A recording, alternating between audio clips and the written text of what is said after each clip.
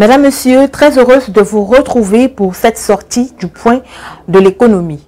Ouvrons cette édition avec l'information ayant trait au décret du président de la République Paul Biya, signé le 23 juillet 2024, autorisant la signature de la convention de financement pour le programme de mobilité urbaine de Douala et son projet phare, le bus rapide transit BRT. Ce financement s'élève à 261 milliards de francs CFA, dont 135 milliards de francs CFA proviennent de l'Agence internationale de développement et 126 milliards de francs CFA de la Banque internationale de reconstruction et de développement. La réalisation du projet pourrait permettre d'améliorer le réseau de bus de la ville qui, d'après les analystes de la Banque mondiale, est inefficace et représente moins de 1% des déplacements. La consistance du projet prévoit entre autres l'aménagement de 80 km de route, un échangeur à Ndokoti, le déploiement du transport par autobus rapide sur presque 28 km. In fine, le projet aura une capacité à transporter 500 à 600 personnes par jour. 184,540 milliards de francs CFA, c'est la somme transférée par le ministère des Travaux publics aux communes sur la période de 2018 à 2024 pour l'entretien routier. De manière spécifique, dans la région de la Damawa, un montant cumulé de 10,762 milliards de francs CFA a été mis à la disposition des communes pour l'entretien des routes communales sur la période mentionnée, tandis que dans le nord, l'extrême nord, les montants s'élèvent respectivement à 10,498 milliards de francs CFA et 19,591 milliards de francs CFA. En dépit des défis sécuritaires persistants liés notamment à la crise anglophone, les régions de l'Ouest, du Nord-Ouest, du Sud-Ouest et du littoral qui constituent le réseau Ouest ont reçu conjointement près de 72 milliards de francs CFA pour l'entretien de leur réseau routier.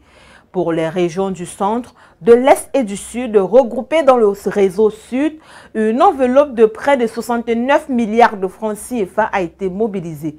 Ces montants alloués à ces communes est une initiative qui s'inscrit dans le cadre d'un soutien continu aux collectivités territoriales décentralisées CDT pour renforcer leur capacité à maintenir efficacement les infrastructures routières locales. En République démocratique du Congo, le ministre du Commerce extérieur, Julien Paluku, a annoncé il y a quelques jours la suspension temporaire d'importation des bières et boissons gazeuses sur l'étendue du territoire national pour une période de 12 mois et la suspension temporaire d'importation des ciments gris et des clinkers dans les parties sud-ouest et sud-est du pays.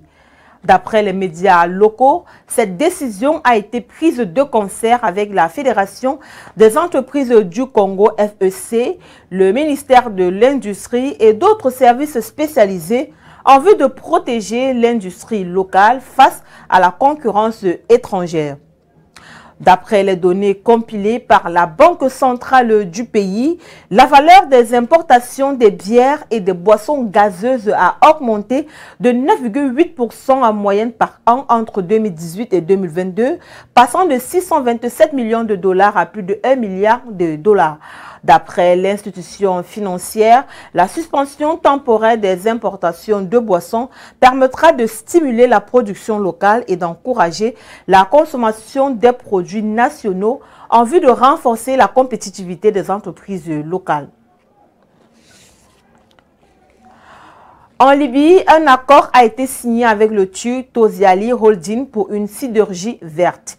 Dans un communiqué publié le 22 juillet dernier, le conglomérat turc annonce que l'accord signé avec la société libyenne Libya United Steel Company for the Iron and Steel Industry porte sur l'installation d'une usine de fer et d'acier décarboné dans la ville de Benghazi à l'est du pays. L'usine s'appuiera sur la technique de la réduction directe, qui est un ensemble de procédés d'obtention de fer et d'acier à partir de minerais de fer pour la réduction des oxydes de fer sans fusion du métal, et ce en utilisant soit l'hydrogène, soit le monoxyde de carbone dérivé du gaz naturel ou du charbon. L'unité industrielle qui devrait être construite en Libye fonctionnera à l'hydrogène propre pour produire du fer et de l'acier décarboné destiné à répondre aux besoins des marchés situés en Afrique du Nord et en Europe. À terme, elle aura une capacité de production totale de 8,1 millions de tonnes par an. Au Ghana, l'autorité fiscale a annoncé son intention d'intégrer 2 millions de nouveaux contribuables du secteur informel dans son système fiscal. Cette initiative vise à élargir l'assiette fiscale du pays et à accroître les recettes fiscales. Selon Edouard Guiambra, commissaire de la division des recettes fiscales intérieures de la GRA, le processus d'intégration de ces nouveaux contribuables est presque achevé. Il a indiqué que l'institution a mis en place diverses stratégies pour identifier et enregistrer les contribuables du secteur informel, notamment l'utilisation de données provenant de sources multiples telles que les compagnies de téléphonie mobile et les banques. Il a également souligné l'importance de l'élargissement de l'assiette fiscale pour le développement du pays. Madame, Monsieur, c'est ici que se referme cette édition du Point de l'économie. Merci d'avoir été des nôtres. Les programmes se poursuivent sur Fait d'Afrique Télévision.